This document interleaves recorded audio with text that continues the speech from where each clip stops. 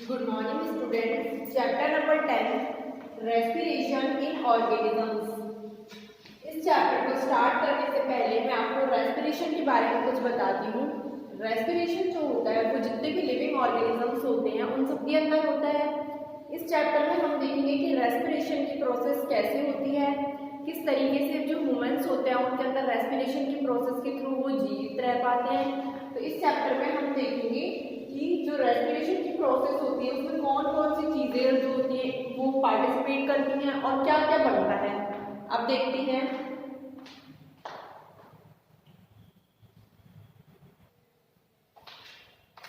The food has stored energy which is released during respiration. Food जो होता है, food has storeyed energy. Food के अंदर क्या स्टोर होती है? एनर्जी स्टोरेज होती है which is released during respiration. जो क्या होता है? रिलीज होती है कब? रेस्पिरेशन के थ्रू। देखो फूड के अंदर जब हम फूड खाते हैं तो कुछ ना कुछ एनर्जी जो हमारे अंदर होती है वो स्टोर होती है, ठीक है, क्योंकि फूड से हमें क्या मिलती है? एनर्जी मिलती है, वो स्टोर होती है एनर्जी की फॉर्म में विच इज रिलीज, जो रिलीज होती है रेस्पिरेशन के ड्यूरिंग में और काम आ जाती है हमारी जितनी भी हम डेली एक्टिविटीज करते हैं उसमें वो एनर्जी काम करने में काम आती है। Therefore, all living organisms respire to get energy from food. जितने भी जो लिविंग ऑर्गेनिजम्स होते हैं वो क्या करते हैं? रेस्पिरेशन करते हैं ताकि उनको एनर्जी मिल पाए फूड से। तो जो फूड से एनर्जी मिल पाती है उसको करने के लिए रेस्पिरेशन की प्रोसेस होना बहुत जरूरी होता है। थर्ड पॉइंट देखेंगे, ब्रेकडाउन ऑफ फूड। जब फूड का ब्रेकडाउन होता है तो वो क्या करता है? वो एनर्जी रिलीज करता है। Breakdown of food release energy, ठीक है। एनर्जी जो होती है रिलीज होती है फूड के ब्रेकडाउन से। In aerobic respiration, aerobic respiration जो होती है glucose in the process of carbon dioxide plus water plus energy, ठीक है। इन एरोबिक रेस्पिरेशन, जब एरोबिक रेस्पिरेशन होता है तो क्या होता है? जो ग्लूकोज होता है वो टूटता है carbon dioxide water plus energy. तो ये वाली जो रेस्पिरेशन होती है ये होती है एरोबिक रेस्पिरेशन। एरोबिक रेस्पिरेशन में क्या होता है? In the presence of oxygen, oxygen की प्रेजेंस में क्या होता है? ग्लूकोज टूट जाता है कार्बन डाइऑक्साइड में, वाटर में और एनर्जी में, ठीक है। तो ये हमें ध्यान रखना है। आगे हमने एरोबिक रेस्पिरेशन देखा, अब हम पढ़ेंगे एनारोबिक रेस्पिरेशन की एनारोबिक रेस्पिरेशन कैसे होता है।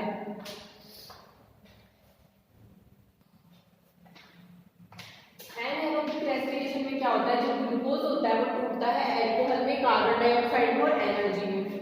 जो ग्लूकोज होता है वो ऑक्सीजन के एब्सेंस में एल्कोहल कार्बन डाइऑक्साइड और एनर्जी में टूट जाता है। It is the breakdown of food products glucose to produce energy in the absence of oxygen. Oxygen के एब्सेंस में क्या होता है? ब्रेकडाउन होता है फूड प्रोडक्ट ग्लूकोज का टू प्रोड्यूस एनर्जी, एनर्जी को प्रोड्यूस करने के लिए। ये हमें याद रखना है। जब हमसे एग्जाम में एनारोबिक रेस्पिरेशन अगर पूछा जाए तो हमें एक तो रिएक्शन लिखनी है, हमें रिएक्शन के प्रोडक्ट बताने कि अल्कोहल कार्बन डाइऑक्साइड और एनर्जी तीनों रिलीज होते हैं। ये क्या होता है? ये हमेशा ऑक्सीजन के एब्सेंस में होता है, इसीलिए इसको एनारोबिक रेस्पिरेशन बोला जाता है। It is the breakdown of food products, food product का ब्रेकडाउन होता है, लाइक ग्लूकोज का ब्रेकडाउन होता है एनर्जी को प्रोड्यूस करने के लिए। लेकिन ये ध्यान रखना है कि ये जो एनारोबिक रेस्पिरेशन होता है ये हमेशा ऑक्सीजन की एब्सेंस में होता है। Our muscle cell can also respire anaerobically, but only for a short time when there is a temporary deficiency of oxygen. जब यहाँ पे ऑक्सीजन की टेम्परेरी डेफिशिएंसी होती है। Our muscle cell, हमारी जो मसल सेल होती है वो भी रेस्पायर करती है एनारोबिकली। जो मसल सेल होती है वो भी क्या होती है? ऑक्सीजन के एब्सेंस में रेस्पिरेशन करती है, but only for a short time. वो एक टेम्परेरी टाइम में टेम्परेरी डेफिशिएंसी ऑफ ऑक्सीजन उसके लिए एनारोबिक रेस्पिरेशन करती है। देखो मसल के अंदर ग्लूकोज टूट रहा है, ऑक्सीजन के एब्सेंस में लैक्टिक एसिड और एनर्जी को बना रहा है। कई बार क्या होता है, शॉर्ट टाइम के लिए जब हम देखते हैं कि हमारी मसल्स पेन कर रही है, तो वो किस लिए कर रही होती है, बिकॉज ऑक्सीजन के एब्सेंस में लैक्टिक एसिड का फॉर्मेशन हो रहा होता है। ये लैक्टिक एसिड जब हमारी मसल्स में बनने लगता है तो हमारी मसल्स में पेन होने लगता है। उसका रीजन है क्योंकि ये ऑक्सीजन की एब्सेंस में होता है।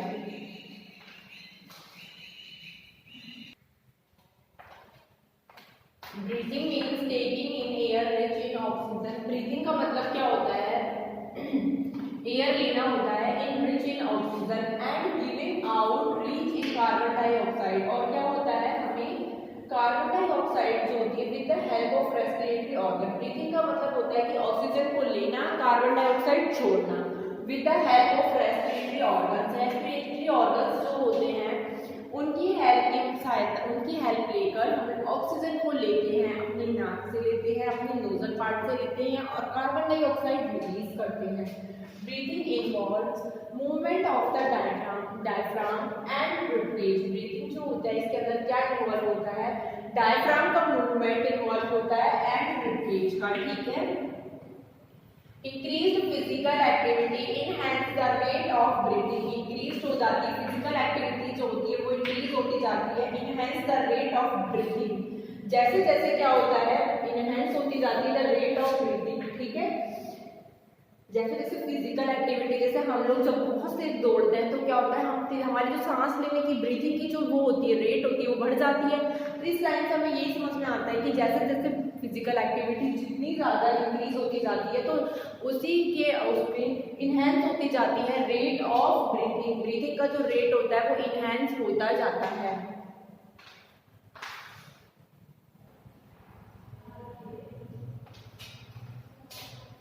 Breathing involves the movement of diaphragm and ribcage. Breathing के अंदर क्या होता है, डायफ्राम और रिबकेज का क्या होता है, मूवमेंट होता है।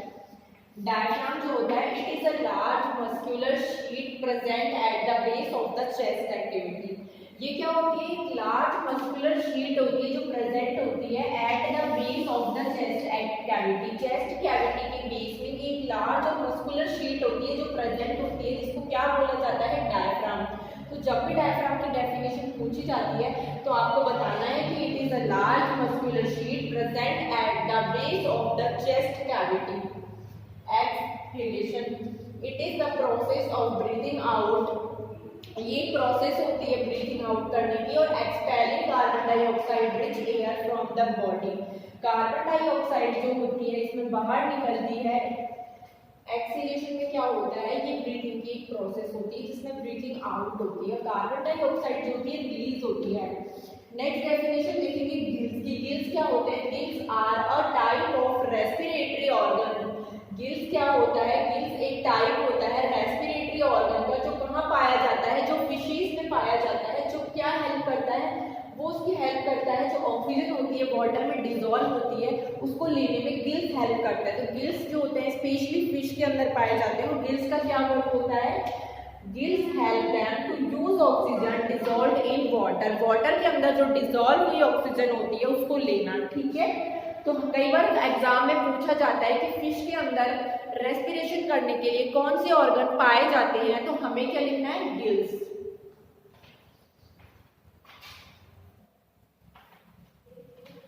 इनहेलेशन, इनहेलेशन में क्या होता है, it is the process of breathing in और taking the oxygen rich air from the environment. Inhalation में क्या होता है, एनवायरनमेंट से ऑक्सीजन लेते हैं।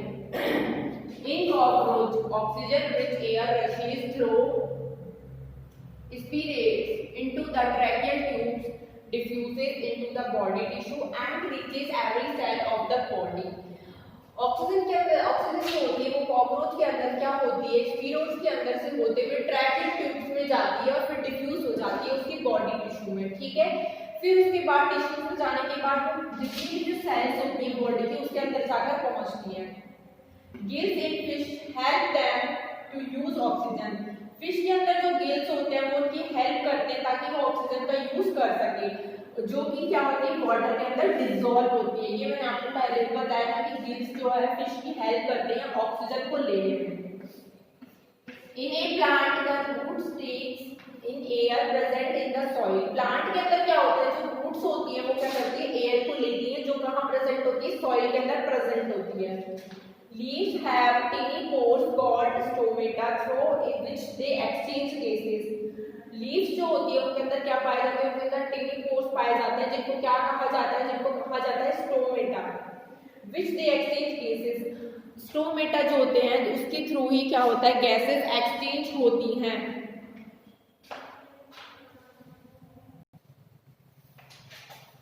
स्पाइरिकल्स क्या होते हैं, these are the tiny holes present on sides of the cockroach body. Cockroach की बॉडी की साइड में जो टिनी होल्स पाए जाते हैं उनको बोला जाता है स्पाइरिकल्स, जो क्या हेल्प करते हैं, वो गैसेस के एक्सचेंजमेंट की हेल्प करते हैं विद द एनवायरनमेंट। ठीक है। ट्रैकी क्या होता है, insects have a network of air tubes called ट्रैकी food gas exchange. जो इंसेक्ट होते हैं उनके अंदर गैस एक्सचेंज के लिए एक नेटवर्क पाया जाता है एयर ट्यूब्स का, जिसको क्या बोला जाता है, जिसको ट्रैकी बोला जाता है। लंग्स, लंग्स क्या काम करते हैं, lungs are the primary organ of the respiratory system in human and many other animals. Lungs जो होते हैं वो प्राइमरी ऑर्गन्स होते हैं रेस्पिरेटरी सिस्टम के लिए ह्यूमन और अदर एनिमल्स में। ठीक है। Ribs, these are tiny flat skeletal structures surrounding the chest cavity.